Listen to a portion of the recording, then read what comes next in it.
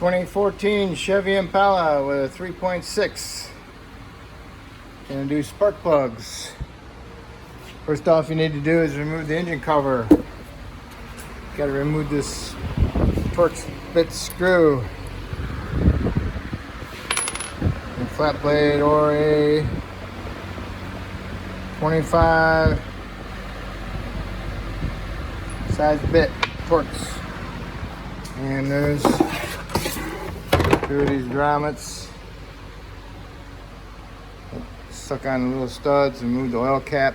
Make sure you put the oil cap back on. Then you want to go around and remove the air cleaner screws.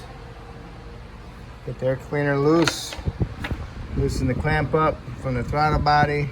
Unplug your mass airflow. Okay. Undo the breather. Undo the mass air from the bottom. Goes to a little clamp. Like that. Now you can remove the air cleaner top. Then you want to disconnect the throttle body. You get the little red things, you push them out. I always use a little hook pick. Get inside here and I'll pry them up a little bit and I'll pull them off. Same thing with this one. Map sensor. Undo the little clip from the intake. Alright. This has got a coolant line going across it. I'll have to take these two 10s off. I'll see how it goes, see how much flex I get out of it. Then you got the PCV. Gonna go down here. And you gotta push the little clip in so you can pull it off. Gotta undo the vacuum line for the brakes, for the brake booster. And then you got your evap solenoid right here. Push in on a little white part and you can pull it off. And then you undo the connector. Probably got one of those red connector thing protectors on there also. Okay. I removed my two 10s. Okay. Now I have to get a wrench and undo that one because I don't want to take that fuel line off of there. So you take the wrench off, take that one off. What I do is I pushed in on this thing all the way and then I pushed it up so I can remove it when I want and put it back on. That way I don't have to sit there and have it open the whole time. I loosened up all my 6 of my intake bolts. Make sure you blow it all off, get all the dirt blown off before you fully take them off. And then I'll take my intake up a little bit so I can get access to the back side of my lines. Okay, you gotta undo these wire harness connectors. It's a really funky looking clip. You gotta come in through the side here and push in on that. And then you gotta remove that clip, goes on top of this thing here. It sits on top of that. And then undo this map line. One of those little dumb things on there too. And now I'm ready to hold it up a little bit. I had to use a screwdriver to break it loose a little bit. Right bar. So now I need to get over here, get this one, and I still gotta do my PCV line over here. Okay, the PCV is one of these that you turn it over like that, push it all the way over, then you can pull it off. On the evap solenoid, you gotta push up on the white, just like the green one here. Then you can pull it off. You gotta push it all the way up in there, otherwise it won't come off. And then the solenoid connector is that style, pulls right off. Okay. So now you get access to this spark plug right there. The rest of them you can get to. All that for that. So you want to replace this gasket here just so you don't get a vacuum leak. All right. And make sure you put a rag over it so no dirt falls in there. Okay. What you do is you stick a screwdriver in there and you pry those little clips off so you can get in here and you can squeeze the little connector. Squeeze them together and it moves the thing. You can pull them off.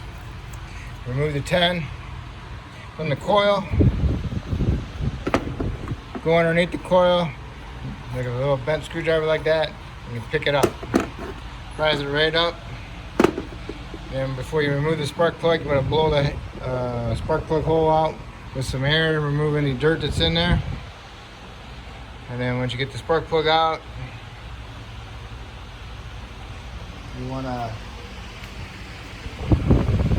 inspect your new spark plug. Make sure that it's not bent. The gap is 43 thousandths. These are pre-gapped from the factory. So if they're bent, then you'll have to re-gap them. And most of the time you don't need to do anything with them. Just rub them around your fingers, see if the porcelain's cracked. If the porcelain's got a fine hairline crack in it, the dirt in your fingers will show up in the crack, so that one's good. Put a little bit of ANCs on the threads, just a little bit. Thread them in there. And you want to torque it to, I think it's 18 foot-pounds. And when you got that one done, and then you can put some dielectric grease inside here. Just rub it inside there with a little screwdriver, just a little bit. Rub some dielectric grease around your boot to help seal it. And you can push your coil back on there, and you can snug up your bolt. And the bolts are 8 foot-pounds if you want to torque them. Alright, so make sure you do them all the same.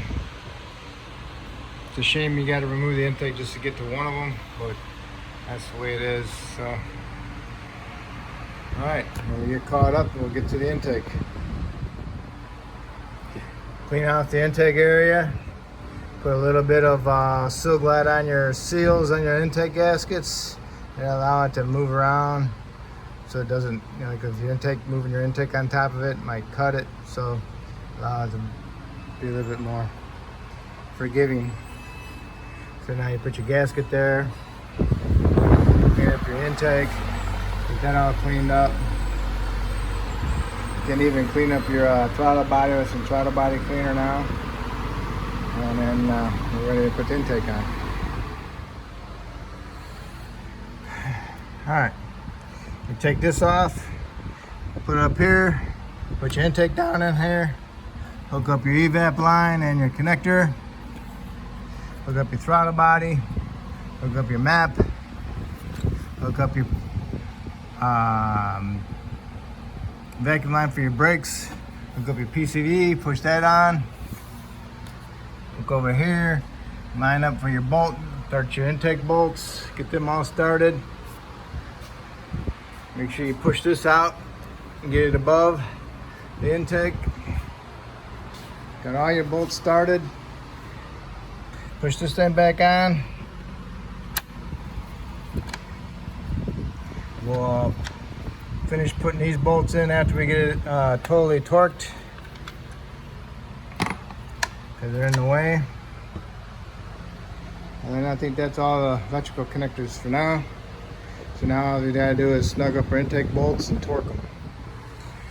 All right, you got all your intake bolts snugged up, torque them to 18 foot-pounds, center out.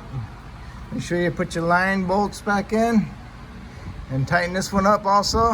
Tighten those up, snug them up. Everything's plugged in.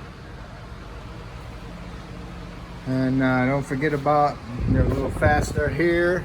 Goes in there and hook up your little clamps for your wire harness. And then now you can put your air filter box back on and plug your mass airflow in. I like using rugs. Nice and heavy duty and they got rubber on them. Okay, air cleaner box is, all the screws are tightened. Clamp is on. Mass airflow is plugged in. The breather's hooked up. And one thing you might want to do is top off your coolant. We lost a little bit of coolant. Remember over there. And that's it. Everything's connected. And that's it. Now all you need to do is go inside the vehicle, start it up, let it run, see how it runs. If it runs great, then you did an awesome job. So then you need to put the engine cover back on, and don't forget about the little nipples. Okay, put some grease on them and then push them on. Okay, and don't forget, you got to take the oil cap off also. Make sure you put the oil cap back on. That's it.